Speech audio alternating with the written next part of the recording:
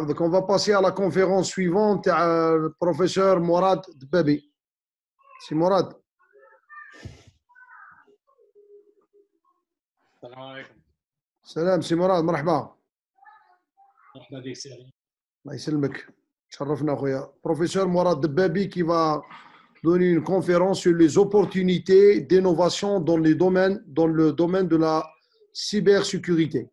Donc, professeur Mourad Dbabi, professeur titulaire de l'Institut de Concordia, de génie des systèmes d'information et doyen de l'école Inacodé d'ingénierie d'informatique. Il est titulaire de la chaire de recherche industrielle senior Hydro-Québec, TALS en sécurité des réseaux électriques intelligents et de la chaire de recherche Concordia en cybersécurité.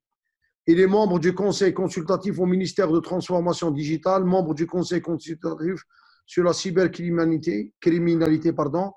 Il siège au conseil d'administration du Collège canadien de police, membre des conseils d'administration de Prompt Québec et de Calcul Québec. Il est le fondateur et le directeur de Security Research Center de l'Université Concordia. Le docteur Dbabi est titulaire d'un doctorat et d'un DEA en informatique de l'Université de Paris 6, Orsay, France, et d'un diplôme d'ingénieur d'État de l'Université de Constantine. Il a publié 5 livres et plus de 300 articles de recherche évalués par des pairs dans des revues et conférences internationales sur la cybersécurité, cybercriminalistique, le réseau électrique intelligent, les protocoles cryptographiques, la génération de renseignements sur les menaces, l'analyse de logiciels merveillants, l'ingénierie inverse, la spécification et la vérification formelle de systèmes critiques, langage de programmation et théorie des types. Il a supervisé jusqu'à la réussite de 32 étudiants en doctorat PhD, 76 étudiants à la maîtrise et 14 postdoctorants. Il a été chercheur principal au Panasonic Information and Network Technology Laboratory, New Jersey, USA. Professeur agrégé au département d'informatique de l'Université Laval, Canada. Scientifique principal au General Electric Research Center, New York, États-Unis. Associé de la recherche au département informatique de l'Université de Stanford, Californie, USA, et chercheur permanent au Bill Corporate Research Center, Paris, France. شرفنا سي مراد, مرحبا بك professeur. بارك الله فيك سعدي. Est-ce que je peux partager ma présentation? Oui, تفضل, vous pouvez.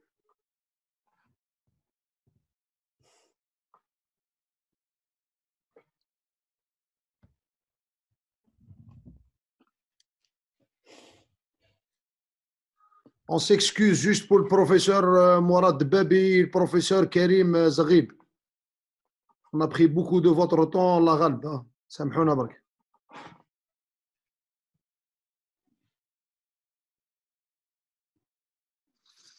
Merci beaucoup, Siali. Chers collègues, étudiants, honorables invités et concitoyens, salam alaikum. C'est un honneur et un plaisir d'être avec vous aujourd'hui. Et je tiens à remercier Ali pour l'aimable invitation et l'opportunité de contribuer à ce forum. J'aimerais également le féliciter pour une organisation brillante, impeccable et réussie, avec un programme riche et diversifié. J'aimerais aussi aujourd'hui partager avec vous quelques réflexions, faits et résultats qui émanent de mon travail dans le domaine de la cybersécurité en collaboration avec mes collègues et mes étudiants.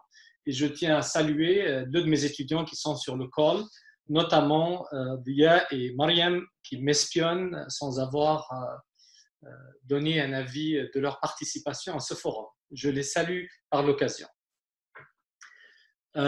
Donc, sans plus tarder, pour que ça soit lightweight, je vais passer au plan de ma présentation. Donc, je vais dire quelques mots sur ce qu'on fait dans le domaine de la sécurité. Ensuite, je vais partager avec vous quelques faits saillants du paysage de la cybersécurité. Je vais m'attarder un peu sur le volet renseignement et renseignement sur les menaces et les acteurs de menaces. Je vais parler un peu de la sécurité des infrastructures critiques, étant donné que c'est une thématique extrêmement importante et sur laquelle nous travaillons depuis quelques années. Et ensuite, pour aligner cette présentation avec la thématique du forum, je vais parler d'innovation, les technological trends, et je vais parler d'opportunités d'innovation dans le domaine de la sécurité. Tout d'abord, donc, comme ça a été mentionné dans ma biographie, donc, je suis professeur au Gina Cody School of Engineering and Computer Science de l'Université Concordia. Donc, on est situé au centre-ville de Montréal, dans ce bâtiment qu'on voit ici qui s'appelle le EV Building.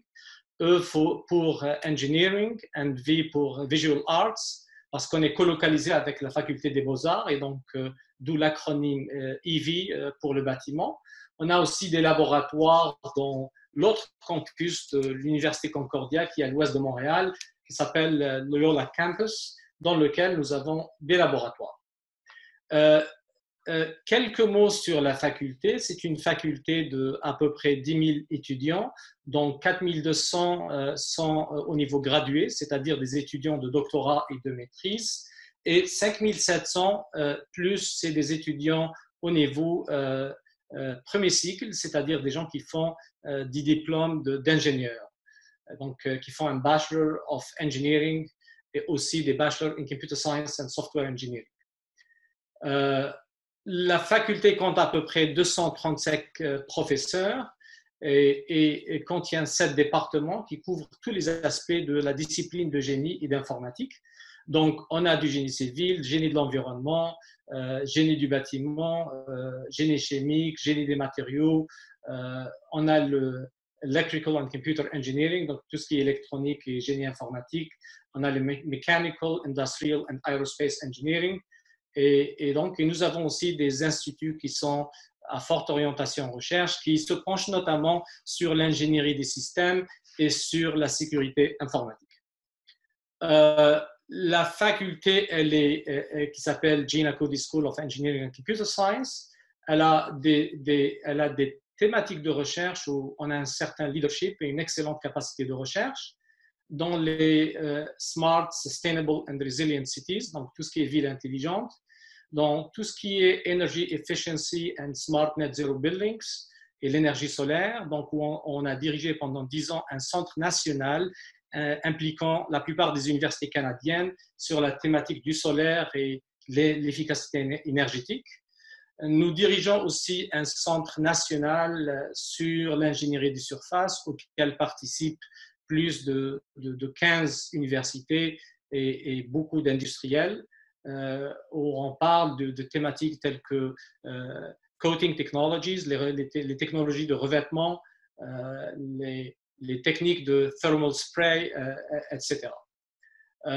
La sécurité est aussi une spécialité, it's a signature research area de la faculté, et on a un groupe qui constitue une des capacités les plus importantes au pays sur la thématique de la sécurité, et plein d'autres domaines que je vais passer. Je vais converger maintenant sur le sujet de la présentation qui est la sécurité.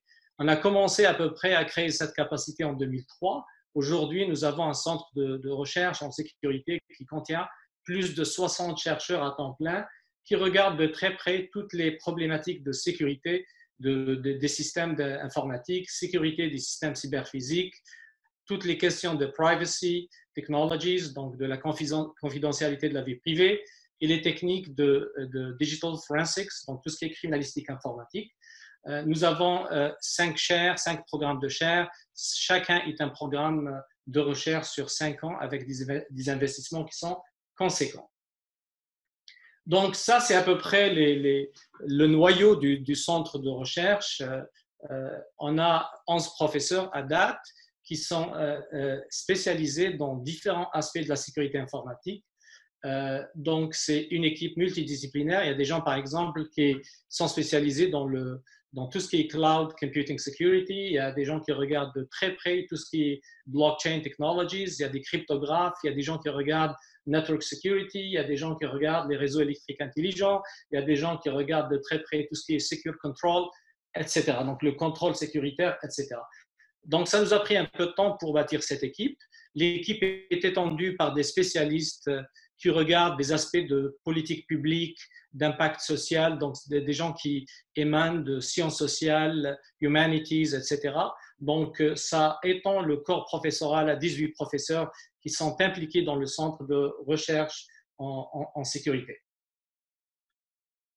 Très brièvement, donc il y a 3 grandes thématiques pour lesquelles nous avons des chaires nationales financées par le Centre national de recherche en sciences naturelles et génie, le CRSNG, l'équivalent du NSF in US. Et on regarde donc les thématiques de réseau électrique intelligent dans cette chaire en collaboration avec Hydro-Québec. Et je suis très content de voir aujourd'hui qu'on a Karim, qui est une des stars d'Hydro-Québec dans le domaine des batteries, du stockage d'énergie. Donc, on travaille étroitement avec le centre de recherche d'Hydro-Québec et avec les départements des sécurités d'Hydro-Québec sur la thématique de la sécurité et la sécurité du secteur de l'énergie. On travaille également avec Thales, qui est partenaire de cette chaire.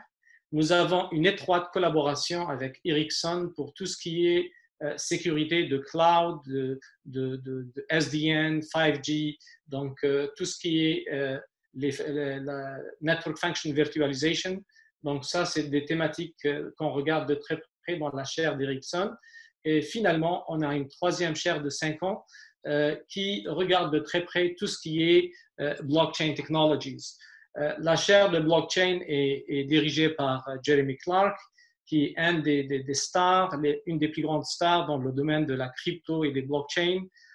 Si les gens, même si c'est un jeune chercheur, il a écrit des articles avec Ron Rivest au MIT, qui est la star du MIT en sécurité. Il a écrit des articles avec Ed Felten à Princeton, la star de sécurité de Princeton. Il a écrit aussi des articles avec Dan Bonnet de Stanford, qui est peut-être un des plus grands cryptographes du monde dans ce domaine-là. On travaille en étroite collaboration avec beaucoup de compagnies technologiques. Il y a quelques noms qui sont mentionnés ici. On a une étroite collaboration avec différents départements du gouvernement, la Défense nationale et d'autres services comme le Bureau de la concurrence, le CRTC, qui est le régulateur télécom, etc. Et plein de compagnies, des fournisseurs d'accès Internet, etc., sur divers projets qui sont étroitement liés à la sécurité informatique. Une chose qui nous aide beaucoup, c'est qu'on a établi en 2005 une formation spécialisée en cybersécurité et on a à peu près un pool d'étudiants, de 200 étudiants gradués qui sont impliqués dans ce programme de spécialisation en sécurité informatique. Et ça devient une source importante de recrutement pour nous, pour le laboratoire de recherche en sécurité informatique. Une chose aussi qui nous distingue, c'est qu'on a réussi à travers les années à sécuriser beaucoup de données qui atterrissent en temps réel sur nos serveurs de plusieurs pays, de plusieurs partenaires. Et ça nous permet d'avoir une visibilité avec des données réelles en temps réel ou quasi réel sur ce qui se passe dans le monde en matière de sécurité informatique. J'aimerais aussi mentionner qu'en 2019, le gouvernement fédéral canadien nous a fait le plaisir, en annonçant un investissement de 80 millions pour financer la recherche dans les centres de cybersécurité à travers le pays. Et c'est un investissement de 80 millions qui va être alloué en 2020. Et il a mentionné 4 centres d'expertise au Canada dans le groupe de recherche que je mentionne, qui a été explicitement mentionné dans le budget du Canada. Donc, il y avait un article, un budget item avec une allocation de 80 millions de dollars. Et nous travaillons actuellement en étroite collaboration avec des partenaires pour concrétiser cette allocation qui va nous permettre de transformer le paysage de la recherche et développement en matière de sécurité dans le pays. Là, je vais commencer à partager avec vous quelques faits saillants juste pour vous sensibiliser dans quel monde on vit et qu'est-ce qui se passe derrière toutes ces technologies d'information et de communication et tous ces systèmes cyber-physical que Mohamed en parlait, et des villes intelligentes, etc. Donc, d'une part, la fonctionnalité, elle est là ou elle va être là, elle est en train d'être déployée, mais d'un autre côté, le paysage, il est un peu affreux quand on regarde les aspects sécurité. Ça, c'est des données que je partage avec vous, qui sont des données publiques. Il y a des rapports qui ont été publiés qui mentionnent qu'il il y a quotidiennement, par exemple, plus de 2200 attaques en moyenne. Et la réalité, elle est beaucoup plus que ça. Ce que je vois avec mes chercheurs et mes étudiants, on voit beaucoup plus que ça. On voit des dizaines de milliers d'attaques quotidiennement sur les réseaux. Et ça, c'est ce que nous, on voit. Ce n'est pas ce que le pays voit, ce n'est pas ce que les gens qui ont plus d'informations que nous voient. Donc, ce que vous voyez ici, 2000 attaques par jour, c'est juste un fragment de la réalité. On parle des conséquences financières de l'ordre de 6 trillions, donc 6 000 milliards annuellement en 2021. Ça ne m'étonne pas du tout et je vais tout à l'heure parler de quelques figures ou quelques chiffres et vous allez voir que ça peut se rapprocher de ces chiffres-là, de ces ordres de grandeur. On parle que les attaques qui sont véhiculées via les chaînes d'approvisionnement augmentent de 70%. Donc, on sait tous qu'on est dépendant des grands fabricants Cisco, Huawei, Ericsson, etc. Et on ne sait pas toujours qu'est-ce qu'il y a comme, dans ces équipements qu'on achète. Est-ce qu'ils sont sécuritaires? Est-ce qu'il y a des choses autres que la fonctionnalité? Est-ce que ça peut collecter de l'information et l'envoyer quelque part? Est-ce que ça peut espionner? Est-ce que ça peut attaquer à un moment donné? Est-ce qu'il y a des attaques latentes, etc. Donc, tout ce qui est sécurité du supply chain, c'est une thématique extrêmement importante. Et de nos jours, on commence à voir qu'il y a une augmentation significative des attaques qui arrivent par la chaîne d'approvisionnement. On parle des attaques de malware. Le malware, les attaques coûtent en moyenne 2,6 millions de dollars. Et encore, ça dépend de quel malware. Donc là, on parle du green malware, donc de code malicieux qui attaque des ordinateurs. Maintenant, si on parle de malware qui attaque des utilities, donc des compagnies d'électricité ou d'énergie, ou des stations pétrochimiques ou nucléaires, donc ce n'est plus des 2 millions dont on parle, mais on parle de billions or tens or hundreds of billions of dollars. On parle des logiciels de rançon ou du ransomware. Donc, on parle d'un coût moyen de 133 000 dollars. Et là encore, c'est relatif. On ne parle pas de si quelqu'un réussit à infecter des réseaux gouvernementaux et à faire tomber l'infrastructure d'une agence gouvernementale. Évidemment, les coûts, ça serait beaucoup plus que ça. Juste pour dire que ces faits-là, c'est un peu démoralisant. Ça démontre qu'il y a une réalité qui est sombre et il faut absolument prendre cette réalité au sérieux pour essayer au maximum de sécuriser les infrastructures TIC ou des technologies d'information et des communications qu'on utilise. Quelqu'un peut dire ça, c'est peut-être des compagnies qui sont animées par le gain, qui publicisent ou qui publient ces données-là qui ne sont peut-être pas réelles. Et là, je vais partager une figure qui est factuelle, c'est-à-dire ce qui a été déclaré par des compagnies. Je parle du vol d'informations et on voit la courbe qui est un peu exponentielle là. On parle que, par exemple, les récentes attaques du vol d'informations, on parle de milliards d'enregistrements volés. Donc, on ne parle pas de centaines de millions, on commence à toucher l'ordre de milliards par attaque.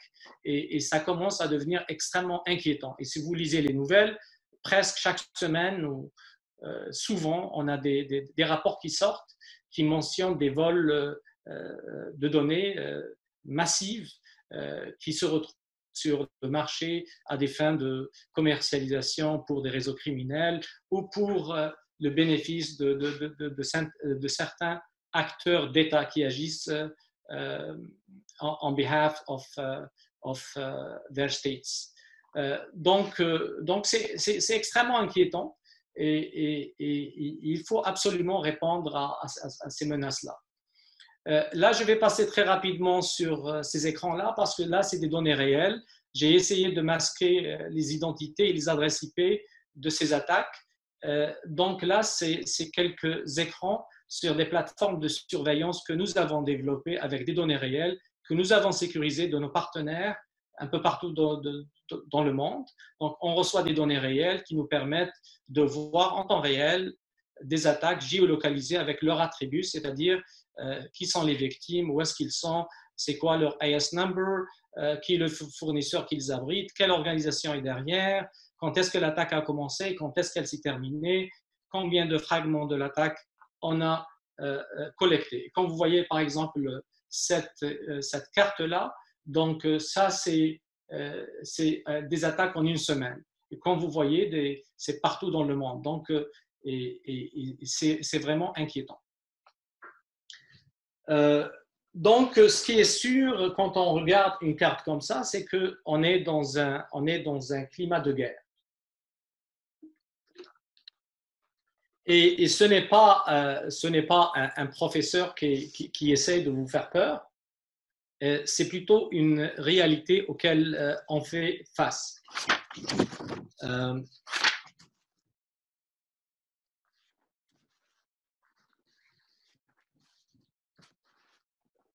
Et dans toute guerre, une manière de la gagner, c'est qu'il faut avoir une certaine suprématie en matière de renseignement.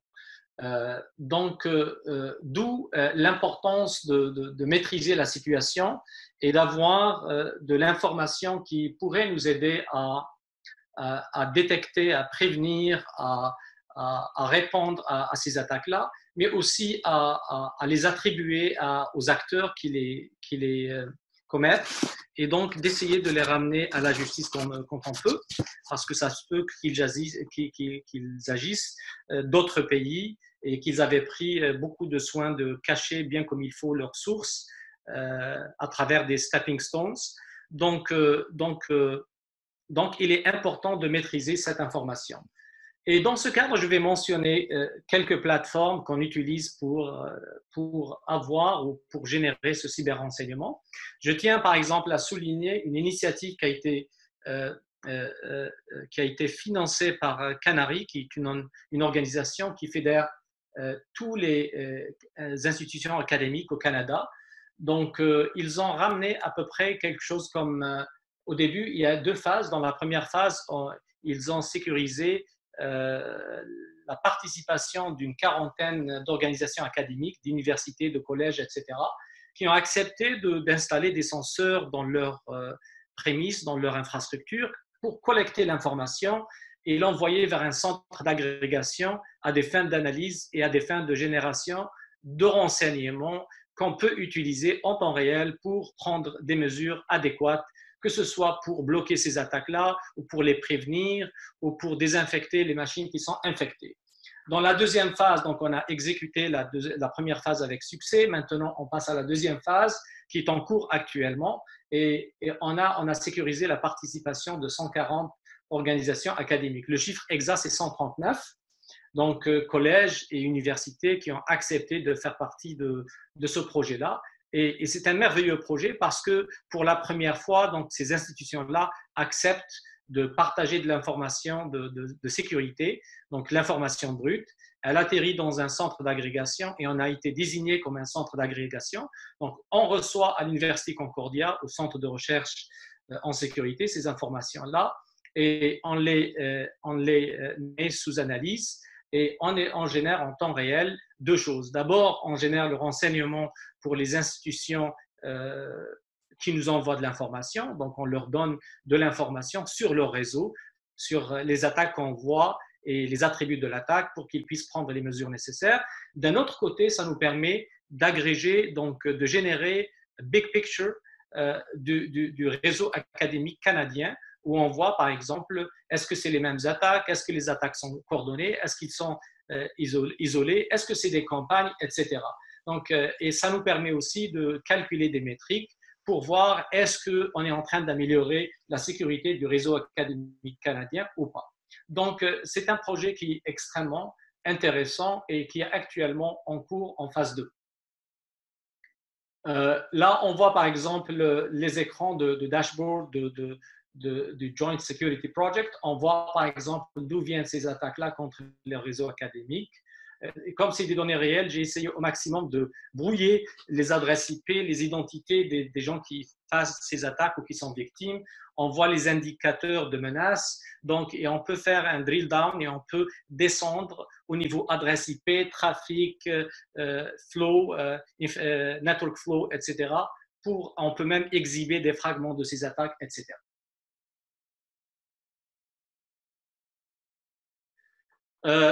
Ça, c'est pour le volet renseignement. Et quand on parle aussi de cybersécurité, en général, il y a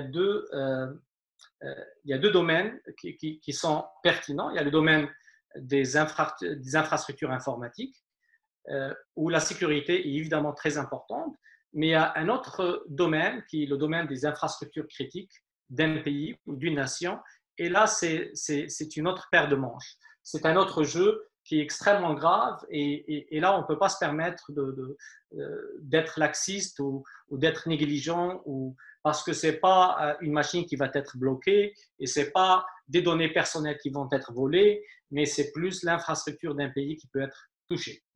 Et si on prend le Canada, la notion d'infrastructure critique est très, très bien définie. Il y a 10 secteurs. Il y a le secteur de l'énergie, il y a le secteur de finance, il y a le secteur de food, donc tout ce qui est alimentation, de transport, des réseaux informatiques gouvernementaux, il y a le secteur des télécoms, il y a le secteur de la santé, il y a l'infrastructure des eaux, il y a la sécurité publique, il y a tout ce qui est infrastructure de fabrication ou de manufacturing. Et donc là c'est comme j'ai dit, c'est quelque chose de très, très grave quand ces infrastructures-là sont attaquées. Par exemple, si quelqu'un attaque un réseau électrique ou une station pétrochimique, donc là, on peut avoir des explosions, on peut avoir des blackouts, donc on peut avoir des pannes d'électricité, on peut avoir un pays qui est à terre côté communication, on peut avoir de l'information sensible, sécuritaire, sécurité nationale, qui peut être volée sur des réseaux gouvernementaux. Donc là, on parle d'un autre niveau de menace qui est extrêmement grave et c'est là où on doit déployer le maximum d'efforts pour protéger ces infrastructures. Et là, pour juste vous sensibiliser de quoi on parle, je vais prendre l'exemple sur lequel on se penche de manière particulière, qui est le secteur de l'énergie. Et là, j'aimerais bien parler des réseaux électriques intelligents.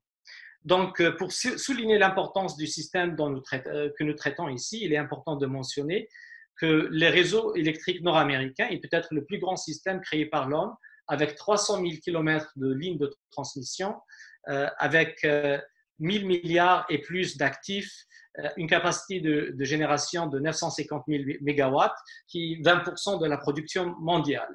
Et on parle à peu près un peu plus de 3 500 utilities, des compagnies qui travaillent autour de ce système-là, qui est le réseau électrique intelligent. Et si on regarde le coût, par exemple, de panne électrique en Amérique du Nord, il y a des statistiques qui ont été publiées qui démontrent que, par exemple, les coûts de blackout, ça peut osciller autour de 44 milliards et 150 milliards de dollars, dépendamment de quel rapport on lit et quelle source on va étiqueter comme crédible. Par exemple, en 2018, le Lawrence Berkeley National Lab, en juin 2018, il a publié que le coût de la panne aux États-Unis est estimé à 44 milliards de dollars par an. Selon d'autres organisations, c'est 150 milliards de dollars. Donc, on parle de quelque chose de très sérieux ici. Il va falloir faire extrêmement attention. Et aussi, si on regarde les événements qui se sont produits auparavant, dans les 15 dernières années, on a été témoin de pannes électriques. Par exemple, en 2001, il y a 239 millions de personnes qui ont perdu l'électricité en Amérique du Nord. En 2003, elle a touché 500 millions. Une attaque, par exemple, en 2015 en Turquie, elle a touché 70 millions d'habitants. Donc, la taille, les conséquences de ces attaques-là sont extrêmement importantes. Ils touchent des millions. Donc, on peut imaginer que si on perd l'électricité, donc ça serait une catastrophe pour les hôpitaux, pour les banques, pour la communication, etc. Et quand on lit ce qui se publie dans les médias, donc on voit qu'il y a énormément d'articles où les pays, par exemple les États-Unis et la Russie et la Chine, se jettent la balle en s'accusant mutuellement d'attaques contre leur réseau électrique intelligent. Et on peut se demander est-ce que c'est vrai ou est-ce que c'est pas vrai. Donc personnellement, je ne vais pas m'immiscer à commenter ces articles-là. Par contre, ce que je peux vous dire, c'est que je sais avec certitude qu'il y a beaucoup d'événements de sécurité qu'on intercepte en temps réel qui corroborent jusqu'à beaucoup de degrés la véracité de ces articles-là. Et là, par exemple, je vais donner un exemple. Là, c'est des attaques qui sont connues, publiées, documentées, contre des systèmes industriels de contrôle. Par exemple, la plus fameuse, c'est l'attaque en 2010 contre les stations nucléaires en Iran, qui est le Stuxnet, qui est en fait un code malicieux qui s'attaque aux plateformes Siemens, aux centrifugeuses. Et donc, c'était l'un des premiers ou le premier malware qui s'attaque à des infrastructures cyberphysiques ou des systèmes de contrôle industriel. Après, il y a eu toute une génération de virus et les derniers, c'était Black Energy, Crash Override, Triton, Shamoon, etc.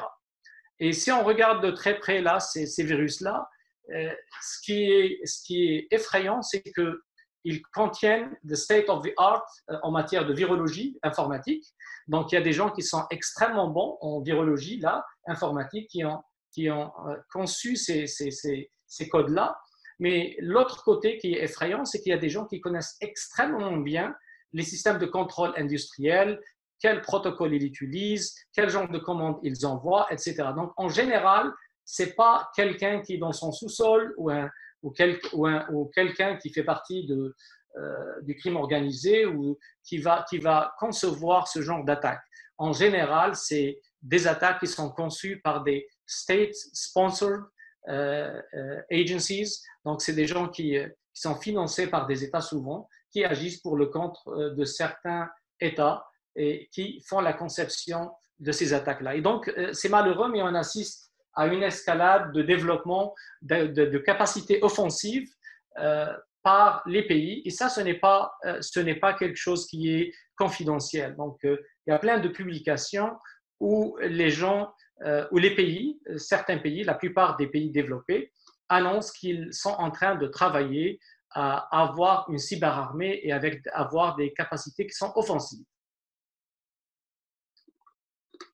Par exemple, si on prend la Chine, j'avais entendu le chiffre que la cyberarmée en Chine, c'est à peu près 180 000 personnes. Donc ça, c'est des gens qui sont super entraînés pour exécuter des capacités offensives en matière de cybersécurité, c'est-à-dire des attaques, et qui ont aussi la capacité de défendre. Et on a une capacité plus ou moins similaire dans d'autres pays. Et ces gens-là, donc évidemment, ils travaillent sur le développement d'un arsenal de guerre informatique. Et ce qu'on voit, par exemple, Crash Override ou Black Energy, ce sont des instances de cet arsenal. Et qu'est-ce qu'on doit faire? Est-ce qu'il y a, par exemple, ce qui est drôle, c'est qu'il y a eu, je pense, une législation qui a été votée aux US pour essayer de revenir à des technologies analogues pour tout ce qui est les réseaux, pour protéger les réseaux électriques, mais je ne pense pas que ça va marcher. On n'arrête pas le progrès. Les compagnies qui œuvrent dans le domaine de l'énergie, c'est des compagnies qui continuent à digitaliser, à déployer les technologies d'information et communication, à déployer des réseaux électriques intelligents. Ils s'envoient les courbes ici qui sont annoncées par différentes agences, Gartner ou autres. On voit que l'investissement en digitalisation et en déploiement des réseaux électriques intelligents donc, est un déploiement qui est croissant. Donc, ce qu'il faut faire, il faut investir dans la sécurité de ces infrastructures. Maintenant, puisqu'on a parlé d'infrastructures critiques, de réseaux électriques, j'aimerais bien parler de ce que nous faisons avec nos partenaires Thales et Hydro-Québec en matière de sécurité dans ce domaine-là. Je ne vais pas rentrer dans les détails, et je vais juste donner un aperçu de ce qu'on fait dans ce domaine-là. Donc, comme j'ai mentionné, c'est un programme de 5 ans, un investissement de 2,3 millions de dollars. Donc, on collabore avec Hydro, avec Thales. Juste pour vous donner une idée, Hydro, c'est un fournisseur d'énergie. Donc, il produit, donc il fait la génération, la transmission et la distribution de l'énergie, donc de l'électricité. It's a clean energy. C'est l'équivalent de 45% de Clean Energy in Canada, une compagnie avec un chiffre d'affaires de l'ordre de 13 milliards de dollars. Donc, ce n'est pas un petit joueur. Thales, c'est une compagnie qui œuvre dans le domaine de la défense et de la sécurité. Et on travaille avec eux, donc en étroite collaboration, avec un partenariat avec le NSERC, qui est le Conseil de recherche en sciences naturelles et génie. Et on essaye de couvrir 3 thèmes. D'abord, on veut comprendre le paysage de la menace, on veut explorer l'élaboration de la sécurité de différents domaines dans le smart grid.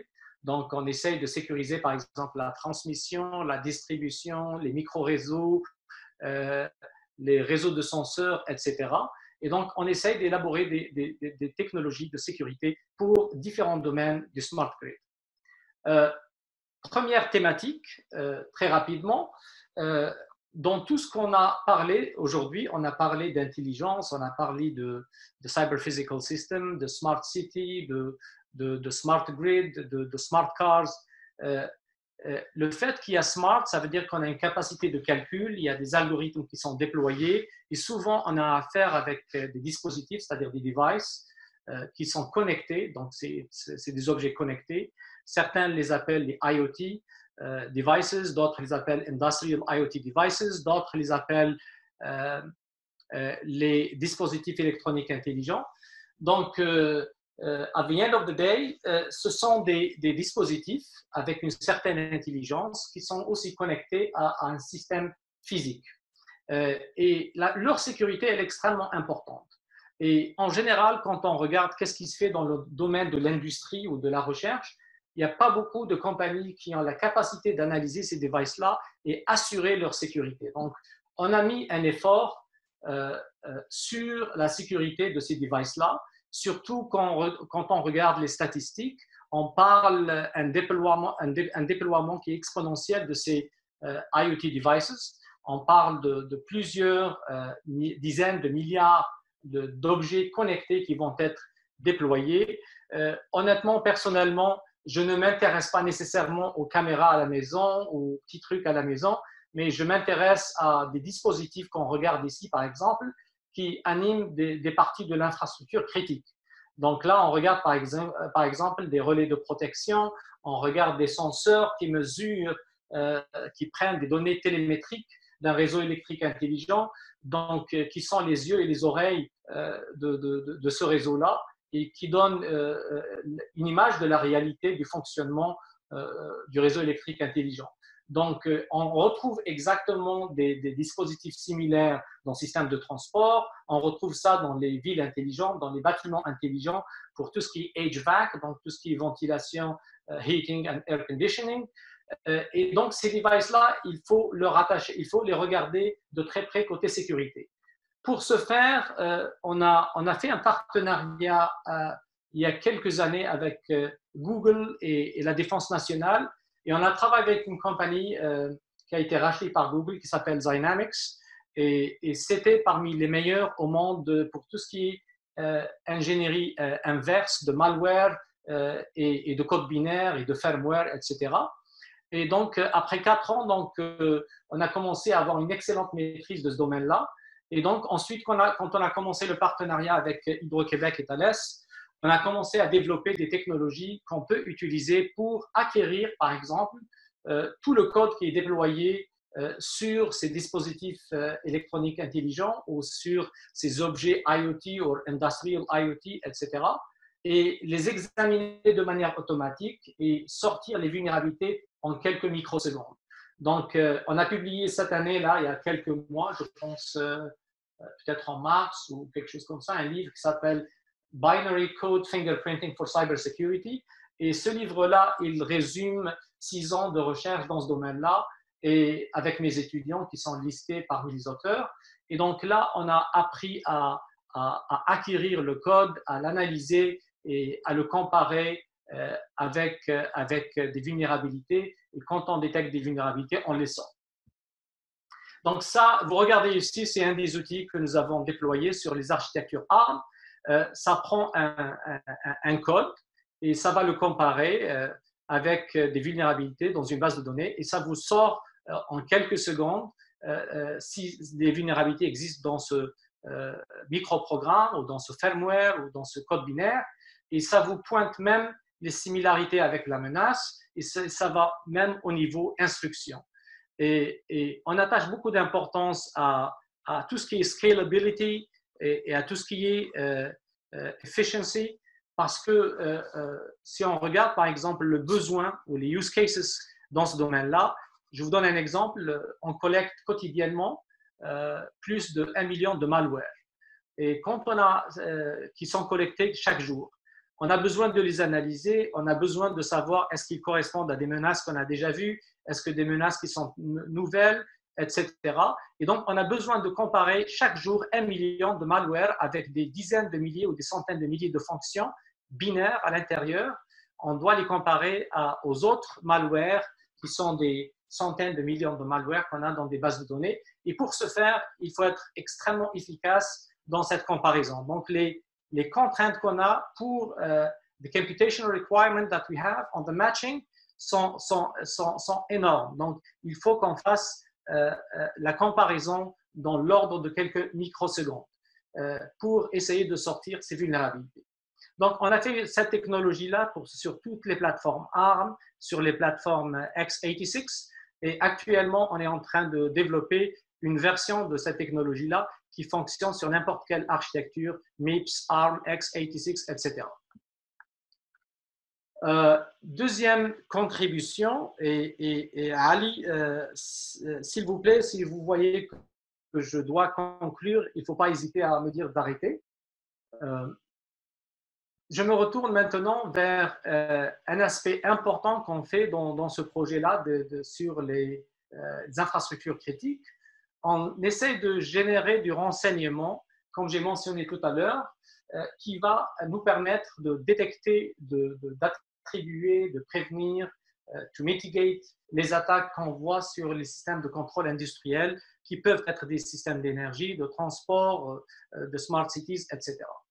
Et donc là, par exemple, on a mis en place une plateforme qui surveille en temps réel les systèmes de contrôle industriel et les IoT devices, donc, et qui essaye de voir qu'est-ce qui se passe en matière de sécurité sur ces infrastructures à travers le monde. Donc, comment on le fait? On reçoit à partir des données qui viennent d'une douzaine de pays via un partenaire aux États-Unis et on analyse ces données-là. En fait, ces données-là, certains l'appellent le darknet, certains l'appellent les radiations d'Internet, d'autres l'appellent le Internet Telescope. Donc, en fait, en gros, c'est quoi? C'est un pot de miel, it's a honeypot, de 1,5 million d'adresses IP à travers le monde qui ne sont pas censées, c'est des dark IPs, qui ne sont pas censés recevoir un trafic. Quand ce trafic vient faire des adresses IP, les partenaires qu'on a, ils vont les envoyer quelque part aux États-Unis et des États-Unis, ils viennent vers nous. Et nous, on va les analyser pour détecter des attaques et des activités de reconnaissance. Je vais passer ce slide-là. Je vais aller vers celui-là. Donc là, on regarde un exemple de cette plateforme où on est en train de surveiller et de voir qu'est-ce qui arrive dans le monde. Et ça, c'est des attaques qui sont réelles. On les voit en temps quasi réel. On voit, c'est des systèmes de contrôle industriel. Donc, ce n'est pas des petits ordinateurs ou des serveurs. Là, c'est des systèmes ça peut être des systèmes de contrôle, des systèmes de mesure qui fonctionnent avec les protocoles qu'on voit dans ces systèmes industriels, à savoir DMP3, Modbus, IEC 105, etc. Et donc, quand on sort un événement, quand on dit qu'il y a attaque, on donne l'adresse IP de la victime, on géolocalise, on dit c'est qui le ASN number, c'est qui qui donne le service de connectivité, quelle est la compagnie, etc. Donc, j'ai essayé je vais passer rapidement sur ce slide parce que il n'est pas de mon intérêt qu'il reste longtemps devant vos yeux pour la sensibilité d'informations qui sont dedans. Un dernier mot, on travaille avec nos partenaires sur des technologies de surveillance. Donc, pour surveiller la sécurité des systèmes de contrôle industriel, en particulier les réseaux électriques. Donc, ce qu'on fait, puisqu'on ne peut pas, on aimerait bien attaquer ces systèmes-là pour voir la réaction de ces systèmes-là, etc. On ne peut pas le faire sur, par exemple, la grille électrique d'Hydro-Québec ou on ne peut pas le faire sur un système qui est en opération. Donc, une grande tâche qu'on fait, c'est on essaye de recréer en laboratoire des réplicas ou des digital twins ou des plateformes de co-simulation qui simulent aussi bien la dynamique physique d'un réseau électrique avec tous les paramètres des courants, de la tension, etc., avec les senseurs qui sont déployés, les relais de protection, les switches, etc. Donc, on fait un réplica donc, de ces systèmes-là. Donc, on voit ici un exemple d'un modèle électrique qu'on va enrichir avec un volet protection. On ajoute un volet contrôle, on ajoute un volet communication et à ce moment-là, on est en mesure de collecter des données télémétriques et on peut analyser la sécurité. On peut exécuter des attaques et on peut constater et quantifier le cyber physical impact, donc l'impact cyberphysique.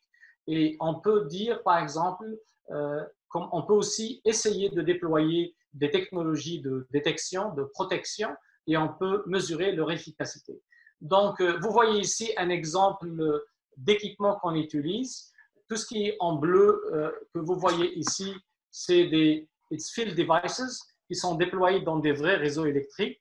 Vous voyez ici une machine qui simule en temps réel à la microseconde la dynamique d'un réseau électrique.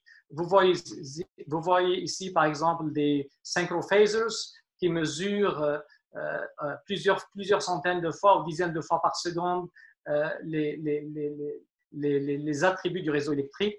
Et vous voyez ici une panoplie de serveurs, des GPU servers, des storage servers, parce qu'on fait pas mal d'analyses sur les données télémétriques qu'on collecte en temps réel. Juste pour mentionner, par exemple, on a implanté, et un de mes étudiants qui est là, qui je pense il est présent ici aujourd'hui, c'est un des acteurs principaux qui a implanté le système en collaboration avec d'autres étudiants comme Marc et d'autres, et Chantal, etc. La première implémentation du standard de sécurité, le IEC 62351.7, la version de 2017, c'est le premier standard de sécurité qui monitore la sécurité du réseau, pour être précis, des postes numériques, des substations, digital substations. On a fait une première implémentation de cette technologie de surveillance. Donc, comme j'ai mentionné, on génère des attaques, on exécute des attaques, on observe et on quantifie l'impact et on évalue l'effectiveness des technologies de détection. Ça, c'était pour donner un aperçu de ce qu'on fait comme recherche et développement en collaboration avec nos partenaires. Maintenant, j'aimerais bien aligner la présentation un peu plus avec la thématique du forum, ce qui est l'innovation, et j'aimerais bien parler de marché de cybersécurité. C'est un marché qui est très riche, estimé à actuellement peut-être à quelque chose comme 187 milliards ou 170 milliards de dollars US. Et on voit qu'il y a une croissance et on estime par exemple en 2026, ça peut être à des prévisions à 270 milliards. Donc, pour quelqu'un qui veut partir en entreprise, s'il arrive à avoir une partie du gâteau, donc ça peut être assez significatif. Et quand on voit, par exemple, les conditions dans lesquelles on est aujourd'hui avec le COVID-19, on voit qu'il y a des organisations qui commencent à dépenser un peu plus en matière de sécurité parce que leur périmètre maintenant est devenu les maisons de leurs employés qui se connectent à distance et donc il faut déployer un peu plus de technologies de sécurité, d'où the increase in cybersecurity spending. Si on regarde le paysage des compagnies œuvrant dans le domaine de la sécurité, il y a beaucoup de noise, il y a beaucoup de compagnies qui sont actives. Mais par contre, si on regarde certains secteurs, en particulier par exemple, si je regarde le secteur de IoT, il n'y en a pas beaucoup de compagnies qui maîtrisent la sécurité des IoT. Donc, si quelqu'un veut partir, c'est tout ce qui est cyber, il y a pas mal de capacités. Dans ces compagnies, il y a pas mal de technologies. Tout ce qui est IoT, il y a très peu. Tout ce qui est IT, OT Technologies, donc là, on parle de technologies opérationnelles, c'est les technologies qui régissent le fonctionnement de systèmes physiques. Par exemple, tout ce qui est système de contrôle industriel. Donc, en général, avec la digitalisation, on a deux technologies. On a d'une part les technologies opérationnelles et les technologies informatiques. Et donc, on assiste à une convergence. Dans ce domaine-là, il y a peut-être 2, 3 compagnies qui font du travail sérieux. Donc, c'est un domaine qui est très vierge et très fertile pour une réussite. Évidemment, le challenge, c'est que c'est un domaine qui est pluridisciplinaire. Donc, je donne l'exemple, quelqu'un qui veut s'élancer dans les systèmes de contrôle industriel, ça demande plus qu'une expertise. Donc, ça prend des gens qui sont bons en sécurité, des gens bons en télécom, des gens qui sont bons en réseau électrique, des gens qui sont bons en contrôle. Donc, pour faire une technologie dans ce domaine-là, the learning curve, elle n'est pas évidente. Donc, nous, par exemple, ça nous a pris peut-être 3-4 ans avant de commencer à maîtriser un peu plus ces systèmes-là et peut-être 2 ans à monter une équipe avec tous les skill sets parce qu'il est impossible qu'une personne ait la maîtrise de tous ces domaines-là. Donc, on a plusieurs experts qu'on a recrutés qui couvrent les différents domaines dont on a besoin.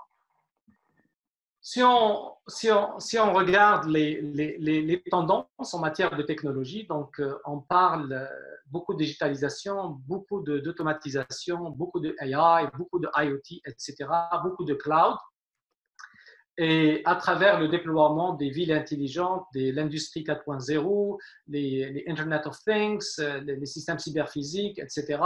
Donc, il y a tout ce monde-là qu'on est en train de déployer, et c'est une réalité aujourd'hui, et il va falloir donc se positionner en matière de sécurité.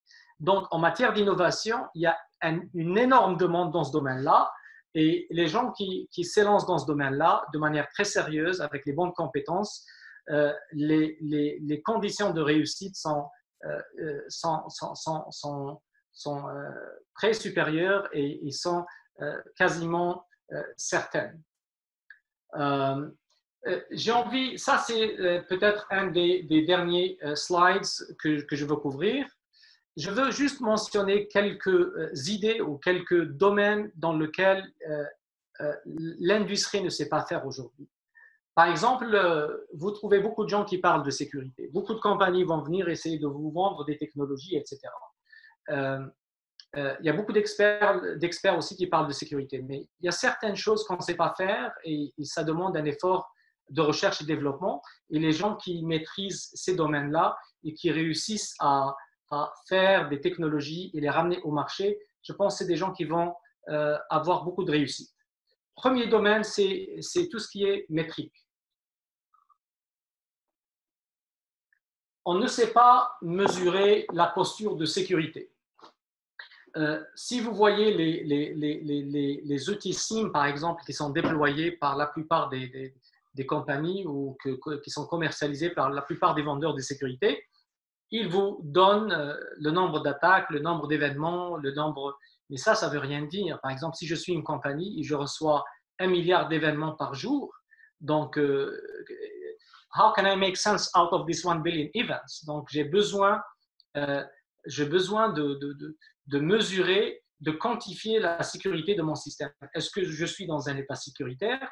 Est-ce que je m'approche vers un état qui est grave pour que je puisse prendre des dispositions, etc. Donc, tout ce qui est métrique, on ne sait pas faire. Deuxième chose, résilience.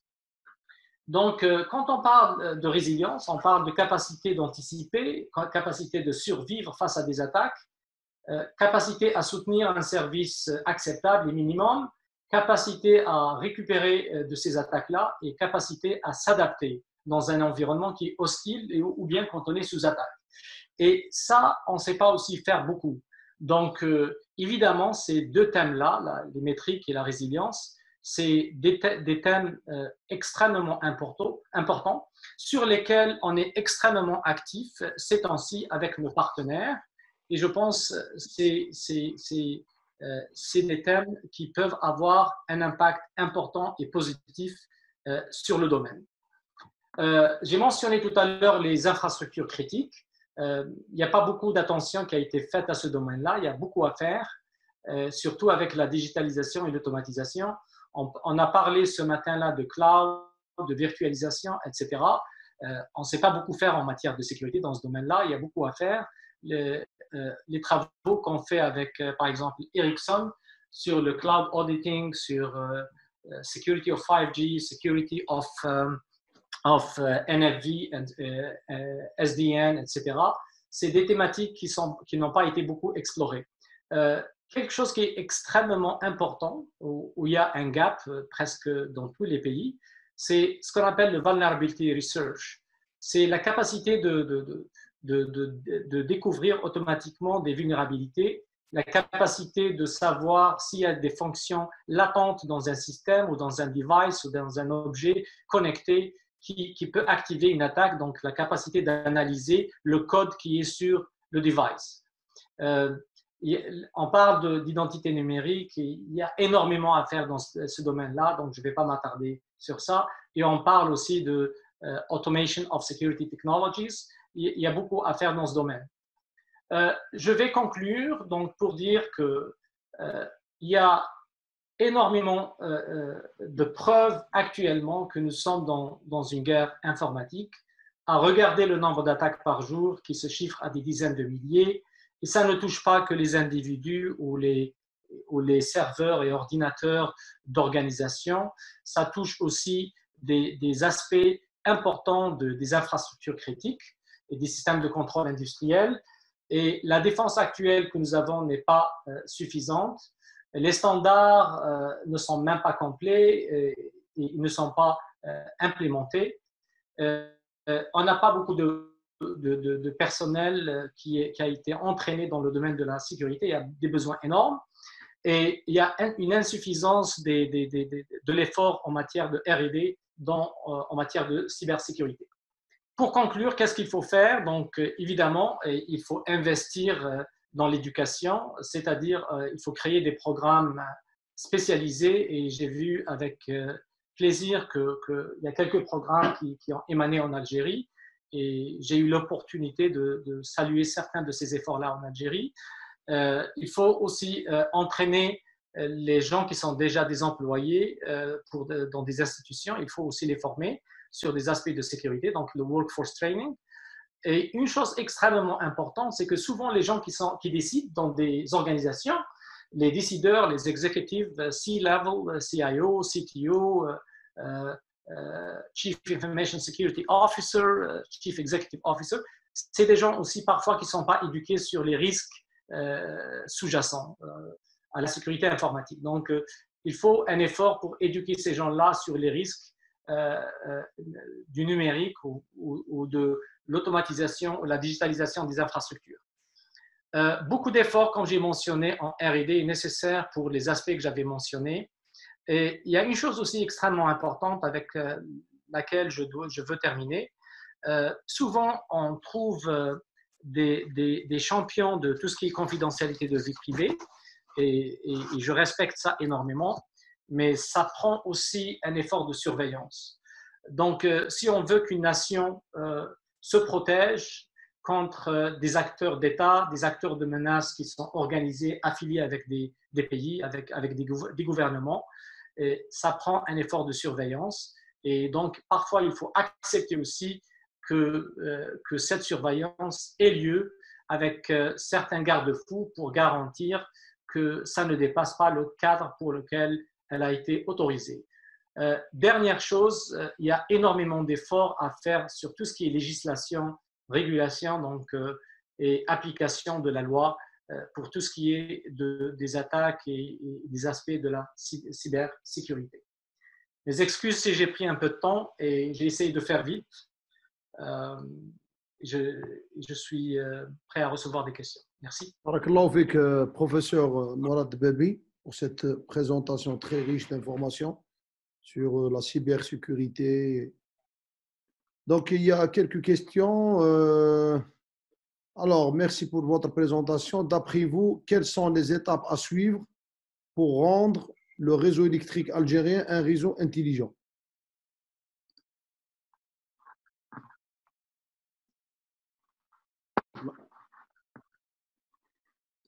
Pour dire la vérité, je ne connais pas beaucoup le réseau électrique algérien, mais j'imagine qu'il n'est pas très différent de ce qui est déployé ailleurs. Donc, actuellement, dans les réseaux électriques, il y a énormément de technologies opérationnelles, c'est-à-dire tout le monde utilise du DMP3 ou du IEC 105, ces technologies-là. Et comme je l'ai mentionné tout à l'heure, il n'y a pas, en général, c'est des réseaux qui sont fermés.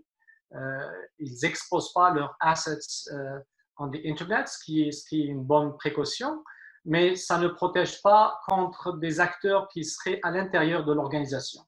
Donc, selon moi, là, il va falloir prendre le taureau par les cornes et avoir une task force, des initiatives à l'intérieur, j'imagine la compagnie Sonalgaz, des compagnies Sonatrach, et il faut qu'ils investissent dans la formation des gens et il faut qu'ils déploient ces ressources-là avec les bons outils pour protéger les infrastructures. Dans ce cadre-là, je veux citer par exemple l'exemple à suivre, selon moi, par les secteurs de l'énergie en Algérie. Il y a peut-être une dizaine d'années, Bachir peut me corriger si je me trompe, il y a une agence gouvernementale en Algérie, pour être beaucoup plus précis, c'est Dark al-Watani, qui ont fait un investissement extrêmement intelligent, à mon sens, en formant des gens, une génération de gendarmes, qui, sur diverses technologies qui sont pertinentes pour les missions sécuritaires dont ils sont investis. Et ces gens-là, après quelques années, là, sont devenus extrêmement opérationnels, avec beaucoup de capacités. Et j'ai eu le plaisir d'avoir quelques-uns comme étudiants. Bachir, je sais aussi qu'il a été un des champions qui ont aidé à la formation de ces étudiants-là. Et aujourd'hui, ces gens-là, ce sont eux qui administrent la sécurité des besoins sécuritaires de cette agence-là.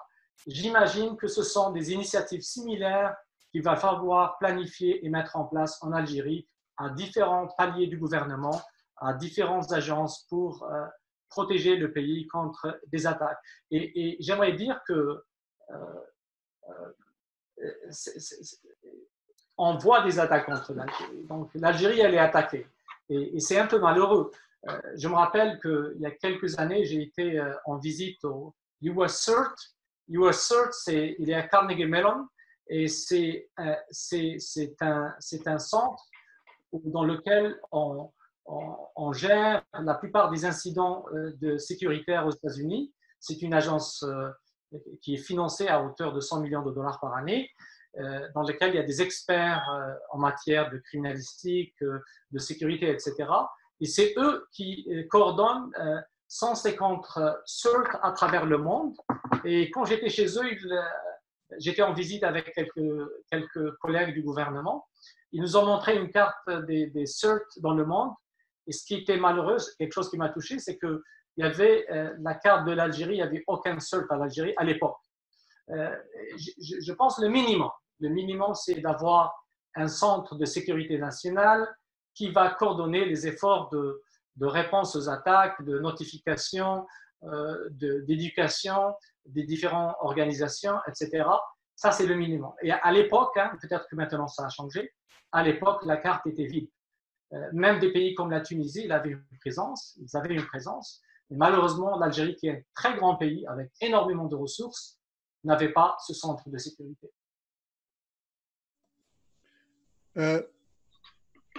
Si tu permets, c'est Ali. C'est بالقاسم شكون C'est Bachir. Bachir, j'ai entendu si Mourad me. تفضل En تفضل fait, oui, alors d'abord, Yatek Saha, si Mourad, comme toujours, nous sommes très fiers de ce que tu fais. Et puis, c'est un plaisir de te voir sur cette plateforme aujourd'hui. Effectivement, je peux te confirmer que ce sont des gens qui te sont d'abord très redevables parce qu'ils ont acquis des connaissances très pointues. Moi, je les ai vus dans des situations où est-ce que, évidemment, ils rendent un service incroyable aux autorités algériennes en ce qui concerne la sécurité, évidemment pour protéger le citoyen et le pays. Mais je les ai vus aussi dans des situations un peu qui paraissent pour nous un peu anecdotiques. Tout ce qui est bac, les examens du baccalauréat, j'étais même avec un des chefs qui était là en formation et que tu as formé en grande partie, et tout de suite qui obtient les nouvelles de la même équipe pour lui dire ben voilà, ça y est, c'est bon. Et moi, je lui disais, j'étais en voiture avec lui, je lui dis qu'est-ce que ça veut dire c'est bon? Ben, il dit ça y est, c'est bon. Et il y a eu une fuite. Déjà, les examens sont entre les mains des gens qui sont les hackers et tout ça. Et puis tout de suite après, je l'entends dire, ben oui, en fait, il parle à un ministre ou je ne sais pas qui, le ministre de l'Éducation à ce moment-là, et lui dire, oui, oui, oui, c'est quelqu'un, on l'a identifié, il est à telle ville et l'autre est à telle ville. C'était impressionnant et anecdotique en même temps. En tout cas, à Texaha. Voilà, ils sont vraiment, c'est une fierté ce qui s'est passé en Algérie, et le centre qu'ils ont monté est vraiment à la fine pointe de la technologie. Ce sont des gens qui croient beaucoup en la science. Et puis le chef qui a eu cette vision de les envoyer en formation, qu'on ne veut pas nommer, mais bon, et qui est à la retraite maintenant, je pense a beaucoup de mérite pour ça. Merci beaucoup, Bachir. بارك الله فيك. Est-ce que vous avez des conférenciers et d'autres interventions? بارك تفضل سي بروفيسور محمد الهاشمي تفضل. Je veux juste dire que Mourad, Allah Ibarak, Mourad, c'est une étoile montante dans le ciel de cybersecurity, non seulement au Canada, mais à l'échelle internationale. Donc, on est heureux et chanceux de l'avoir avec nous dans cette conférence, mais aussi au Canada, il a fait beaucoup de contributions.